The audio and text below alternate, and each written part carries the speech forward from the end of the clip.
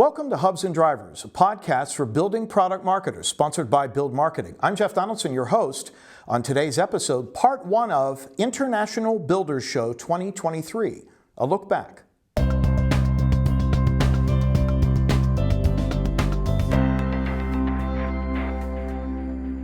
Welcome.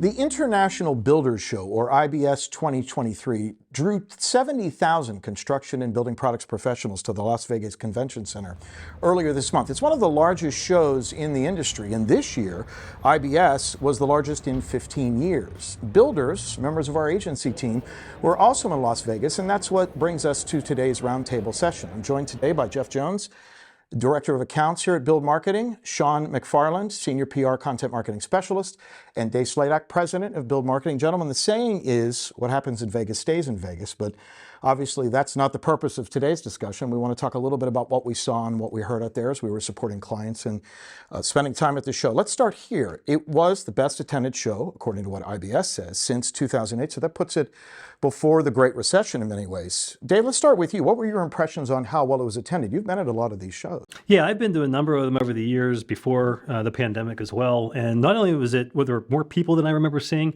but there was a heck of a lot more energy too. I mean, I think that coming out of the pandemic, I think people were just really, really anxious to get back into some sort of normalcy. I mean, even when shows started back a year or two ago, there was a little bit more of a hesitation, but this year I thought it was just, everyone seemed to be in a really, really strong mood about, hey, let's make the most of this and let's generate some business.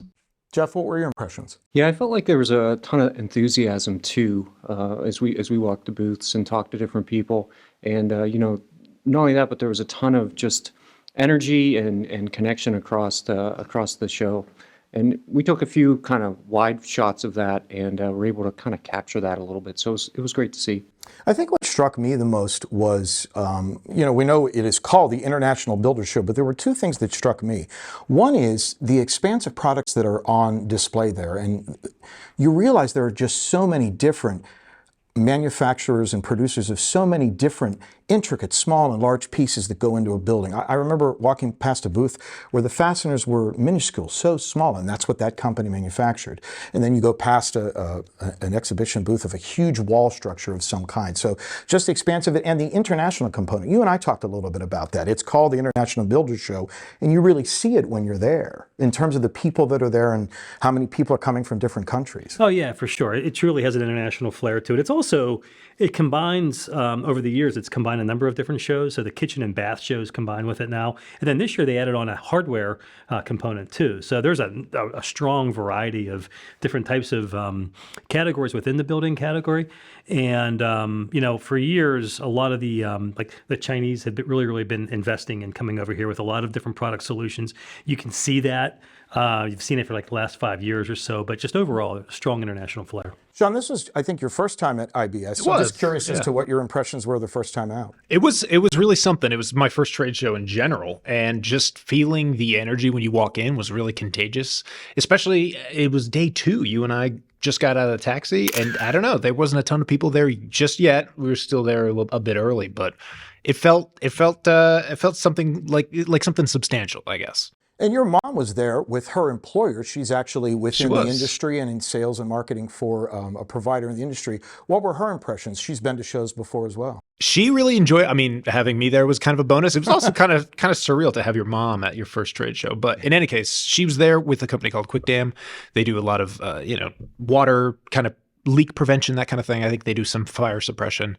But she was just saying just the sheer size of the show was really something to behold. And frankly, that all the competition was there and, the stakes felt pretty high. Well, and she also felt pretty good because her company won an award out there, right? That's true. She was awarded for, I think, Best New Product for her pitch. She was nominated day one. I think they got the news day two, and she was on stage day two in the evening, I think. I should have stayed for that part, but we had our own matters. Had to get back home, yeah.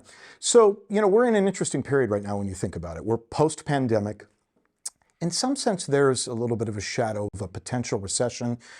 Job numbers came out recently, which indicated perhaps that's going to blunt the effects of a recession. It's still sort of a moving target. But based on some of the conversations we had and when we discussed it afterwards, there were certain trends that were emerging. What did you hear? What were some of the trends you were? Well, first of all, overall sentiment, I mean, it was strong, a lot stronger than I anticipated. Now, look, 6 months ago, I think there were probably heavier concerns about the size and severity of the recession. But coming into this and just talking to a few people, I mean, it's obvious that it's like if anything's going to happen, it's going to be rather mild. And that's despite, you have rising interest rates. So, I mean, this is an international builder show, and, single family home building is a big part of that, right? But even those that segment of the audience that was there, I think they were rather confident. They expect to have a decent year this year. What did they give you the sense of what's driving that enthusiasm despite some of the indicators out there? What's driving that? Well, like you said, I think, you look at some of the other metrics that are there, the low unemployment, the fact that when if you read up on it, you can see that they're not really pinpointing a time other than maybe third quarter, fourth quarter, maybe. And all indications are at this point it's going to be mild. The other side of it is, I think a lot of, there's still some product shortages and supply chain shortages out there. So, demand hasn't totally worked its way through. And, a lot of the contractors we were talking to already have, or still have backlogs. Yeah. How about you, Jeff? What did you get the sense of? Yeah, I felt like there was, as people think about maybe single family starts slowing a little bit, that may be the case this year, but still some energy around that. Certainly there's still a housing shortage out there, but there's still ample opportunity in other areas, whether it's commercial, multifamily, some other, business opportunity there, and even down to, as we think about geographic pockets. So there's a real opportunity to target certain geographies that are, maybe expecting a bigger build this year than past years. I'll build on that. So we this wasn't part of IBS, but we do a lot of interviews for our customers, and we talk to their customers and so forth. In Colorado, which is a pretty big market still for single home housing, I was talking to a custom builder there about a month ago, and they were saying, "Look, we have the demand. We've got a lot of folks who have the cash. They're just waiting on the sidelines because one, they know materials aren't there, and so the material prices are still high. And then home values, and they expect home values to come down a little bit, and then they're ready to buy. But they want to wait probably 3 to 4 months before they make that decision." Sean and I were with one specific client that has a play in commercial, multifamily, and in residential. And we heard quite a bit from them on the multifamily level, the multifamily dwellings. It's sometimes a focus group of one. I live in a community outside of Greater Pittsburgh that has seen massive development over the past 30 years. And it was single-family residential home development that we saw a lot of, but now it's moving to the denser, higher density multifamily dwellings. And it makes sense that there seems to be more opportunity in that marketplace right now. But it was interesting to hear what that client specifically had to say when it came to that. Of course, and they talked a good amount about townhomes, second homes, that kind of thing, where the trends are going. And there seemed to be a lot of optimism in those areas, particularly in like the Florida kind of snowbird areas, if you will. So, let's grab onto that word of optimism, because you've touched upon it, and there are plenty of indicators out there to suggest that if we're going to have a recession, it may be later in the year, it may be milder. Did you come across anyone who still tends to believe that we're really going to be hit with a recession and it's really going to impact their business? I didn't come across anybody like that. It seemed almost universally at least optimistic. Is that fair based on who you talked to? Honestly, some of the conversations I had, there was more of a concern about supply, because there are material shortages in certain areas that's really, really preventing growth right now. So that was the big takeaway I had. Yeah. Well, and building on that too, the idea of, there's still in some cases labor shortage. So there was a strong presence there of people who were showing their trades and showing how there are people who are trained up and ready to be hired. So I think, yeah, I heard that as well. It's almost like there's still an expectation of growth. And it's a matter of, will the supply chain and the labor supply be able to meet that demand, even if it's a little bit lower than maybe we've been used to. So the clients that we worked with and even our prospects are always thinking about trade show investment. Dave, let's start with you. What emerges from your perspective as the greatest benefit or takeaway for a building product manufacturer if they choose to exhibit at a show like IBS? Now, IBS is one of the bigger ones. There are plenty of shows out there. But what's the greatest takeaway that they should grab from it? Yeah, I think it's a couple of things. One, it's about the relationships, right? More than anything, especially coming out of a pandemic era, and everyone's traveling less. Even coming out of this, you have technology. Technology is accepted. The expectations from customers are that you'll do more, with less travel and so forth. So having an opportunity to come in and meet face to face with folks, both with your customers and your own internal staff is an opportunity. You get a staff out and you do we've had a couple clients that went out there who, one didn't even display, but they took their whole sales staff out there. They did a number of different bonding exercises and had some meetings and then just kind of toured around things. So it's an opportunity to get together and have some time to kind of just, build the relationship both for internal and external purposes. We had a client in this industry years ago who determined that they were not going to exhibit at IBS at one point. So we said to them, to your point, take advantage of the fact that all those people are in one place. Think about having an offsite hospitality event. Allow your customers and your prospects in some sense to come to you, to spend time with you, and in some sense continue to build those relationships without necessarily investing in the show if you decide that perhaps it doesn't make sense in your budget that year. But let me press you for a minute, because we work with clients along these lines all the time, Dave. Is a trade show about driving leads or is it about driving awareness? Well, it really depends on what your objectives are and what situation you're in, okay? So is it a lead generator? It can be if you have the right type of product introduction and so forth, and you have the right type of storytelling and, frankly, kind of operations set up to do that within your booth. Other times, if you're launching a new product, it's just a really, really strong way or a strong opportunity to generate some very, very targeted awareness around it. And, to some extent, Sean, one of our clients, the one we worked with specifically, was using IBS to launch their anniversary year and to launch a creative campaign connected to that. So it served as a launching pad. Talk a little bit about that. It just was a great opportunity for them to look back on how much they've grown in their time in the States and really to kind of celebrate the people who were not only there, but also get their take on their personal feelings on the company and where it's going and where it's been. And just, something like that too, I think has a lot of value when it comes to the tangibility of a product too. We've worked hand in hand on this client for quite a while, but getting to the show and actually being able to touch and feel the product and see, oh, this is really what I'm going for, or this is really not what I'm going for. But being able to actually touch the product, feel the product, I think that was something really valuable too. But a bit of a sidetrack there. No. That's a great perspective on that. Building on the idea of, whether it's awareness or leads, I think the answer is it's a yes and. If you set up a good approach, go to the show with intent, plan the work the plan, you come away with benefits of both. So you should be building awareness moving into it, and then when you're there, you're developing those leads, and then there's a great opportunity coming out of the event to follow up. There's that personal calling that the sales team should be doing, but there's also follow-up emails with those folks who have been in there. And I think that's really powerful when it's done correctly. Well, Jeff, I couldn't agree more. And I think that's the biggest thing that I've seen change with some brands, not all of them, is there's more of a purposeful intent at the shows instead of just like, oh, we have to do it because we always do it, And so the best brands I've seen really execute, whether it's product introductions, lead gen, awareness building, whatever it might be, is they go in with a very specific plan. And their whole booth experience is mapped out, everything from, okay, we want folks to enter one way and exit another. And there's if you look at some of the brands that are displaying there, they actually have walls put up so that you can't do that. And then they'll have people checking you and getting your credentials when you come in, and then they know when you leave.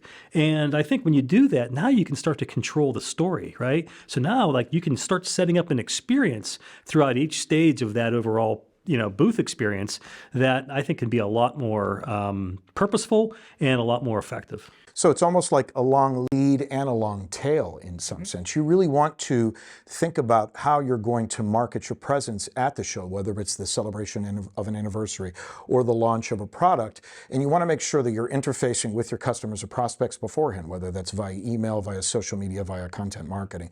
At the show, we saw several of our clients that had lead capture mechanisms that only make sense. There's a built-in system so you can scan their badges. But I think there's an expectations management that needs to occur there, because these leads that you potentially gather at these shows are really at the top of the funnel. They may be just learning about your product. It's not like that's going to transmit into a sale in 6 months, and that's where the long tail comes in. Yeah, that's very well said. And I think to help aid that, I think what we're recommending for our clients is to create a richer digital experience within the show. So it's one thing to scan a badge, and to your point, it's like, who knows how serious that lead is or where they are in their decision-making process, or if at all. But if you can create experiences that maybe connect to some augmented reality, or even as simple as a QR code done the right way. And you can kind of tell a story. Think about being in a museum. You go up, you look at a display, you see a part of the story, you scan a QR code, you get a fuller story. Now you're creating engagement, and maybe you're even capturing a, at the very least, you can track and see how many people are engaging at that part of the experience, but maybe you can even capture a warm lead that way too. So again, anything you can do to kind of not only just, tell a richer story, cause more engagement, that'll take you from awareness all the way down to building conviction as it relates to the customer decision process. So, and it was interesting that I saw this, you probably did as well. There are still building products manufacturers and other exhibitors at the show that do those contests or giveaways. What's your take on that? Yeah, the contests and giveaways, I think you can get a lot of activity around it. Again, it depends on what your objectives are. If you're a challenger brand and you don't have a lot of awareness and you want to just generate some booth traffic, yeah. You're generating volume in some sense, do right? some fun things. You're generating volume and you're generating some energy around the booth too, right? So that's when you bring in like a special, celebrity guest, or you sponsor cocktails or a breakfast at your booth. Those things work. I know a major brand out there that does a number of different things, and they're an established brand, but they'll do the cocktail parties, they'll do the private parties with their best customers, and then they'll also do an education center right there, all within that booth presence. So they see an awful lot of value in that show and using that venue and using that kind of, captured audience to take advantage of it. But I think it depends on your objectives. And in many ways, you're not necessarily going to generate as many qualified leads with a contest or something that is incentivized in that way. So that's something you want to think about when it comes to that. Jeff, I'll add to just the idea of the scanning of the credentials and whatnot. I don't know if anyone else saw it. I did not see a business card get exchanged. And I think maybe one or two, but not too many. That is such a reflection of the past 2 or 3 years, the kind of the digital transformation that's happened because of the pandemic. And, for so many years, we've always been advising clients to do that. And now it's finally here with us. And it was for me personally, it was kind of interesting to see that transformation in action. So, we know how expensive it can be to be an exhibitor at a trade show. And it's not just the booth. It's the transportation of the booth. It's the logistics connected to it. It's the hotel rooms that have to be rented, the meals, whether there's a client hospitality event that you may choose to have. There's a big investment in there. But one of the big investments itself is the booth, Dave. And you and I talked about this, and I know as a group we discussed this as well. You have been preaching for some time that the booth needs to tell a story. Tell us more about what you mean there. Yeah, and as I was talking about earlier, I think if you plan it out, and Jeff touched on it too. This becomes a campaign, really. Pre-event, there's some things that you should do to reach out to prospective visitors to the booth, through email and so forth, or some advertising within the show environment. While you're at the show, there's technology with geofencing and so forth you can use to have a really, really small but effective ability to have some presence to build awareness and drive people to your booth. When you get to the booth, that's where, again, we should have this story. Now, there should be a very deliberate path that you want a customer to take. Now, it's not always going to work that way. Everyone that's been to a booth knows people come in and out of all directions, okay, for specific purposes, and sometimes just because they're just walking through and, something captured their eye. But I think the most important thing to do is see how you can actually be deliberate about an overall story. And in each area, sometimes if we can do it, and I mentioned earlier about having like a specific entrance and a specific exit and kind of controlling traffic flow that way, it's almost like, look at a customer journey. The first objective is to build awareness. Second is to educate and engage. The third is to build some belief and then take action, right?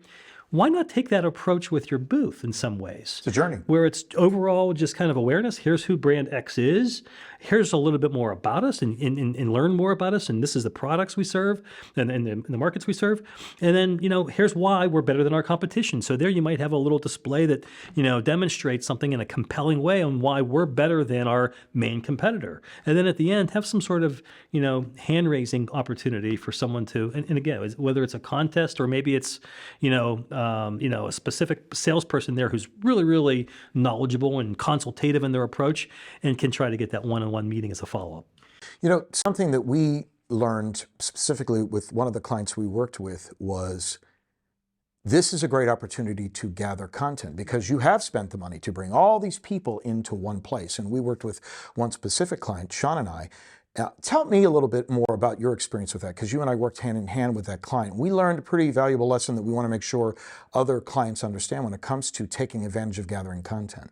Well, you have everyone in one place. quite frankly. And just having that is a pretty rare thing. I mean, having just that forum and being able to, get rubber to the road in terms of just interviews and to, like you said, have a long tail for a lot of the content, having everyone in one place and asking them, be it consistent questions or something separate, it was a really valuable opportunity. And there's a lot of opportunity to get their feedback in a way that you just don't get on a computer or through a screen. It was really valuable. And I think we learned also that it can be done, to your point, on parallel tracks. You want to focus on gathering content that is of the moment, that can be shared on the ground, because social media has an immediacy to it. You have the ability to immediately engage digitally and demonstrate that you're on the ground and there. So we focused on that track as well, but we specifically were purposeful before we got there in thinking about what kind of content we can gather that was relevant to their exhibition at the show and the story that they were trying to tell, but something that could be shared later, because that plants the seeds for later and allows you to build out compelling content that has a digital or better yet, a video component to it that, as we know, can be Scooby snacks for social media. It's great fodder, it's great fuel for it. And that went really well to the seeds we planted before the show too. So you get people excited about the show, you give them sneak previews, that kind of thing. Because for someone like me, it was a real refreshing treat to see what the booth might look like ahead of time. So you're not surprised or too dazzled, starstruck, if you will. But being able to kind of follow through on the things we did before the show, at the show, I think paid great dividends. I'd say too, when you have already invested the money in a booth, you have the backdrops, the props, if you will, that you need for a good video shoot. And then you also, because this show was especially well attended, you have a buzz, an atmosphere for those videos that it's really hard to recreate in something that's more like green room or in a canned way. And so why not take advantage of that? Again, to Sean's point, you have everyone there. Plan ahead and get some good video of the moment, and then following up, use it in other places to, again, continue that storytelling and build on it. It's a good investment. Absolutely. Gentlemen, thank you very much for your insights. Appreciate it.